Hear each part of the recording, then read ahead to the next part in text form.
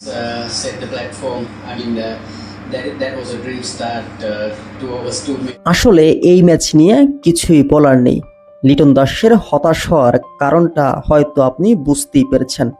যেখানে এশিয়া কাপের দ্বিতীয় ম্যাচে বাংলাদেশের এমন ভরাডুবি, যেখানে ব্যাটসম্যান কিংবা বোলার কিংবা ফিল্ডার কেউই আজকে ভালো পারফরমেন্স করতে পারেনি, যেখানে টপ অর্ডার ব্যাটসম্যান সবাই ছিল ব্যর্থ।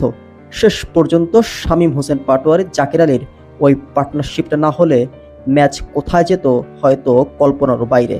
তাই তো ম্যাচ শেষে উপস্থাপকের কঠিন প্রশ্নের মুখে শ্রীলঙ্কার ক্যাপ্টেন চারিত আসালানকা তাকে প্রশ্ন করা হয়, এ ম্যাচ আসলে কতটা প্রতিদ্বন্দ্বিতামূলক ছিল। তিনি প্রশ্ন উত্তরে বলেন, যতটা ভেবেছিলাম আসলে তা কিছুই হয়নি।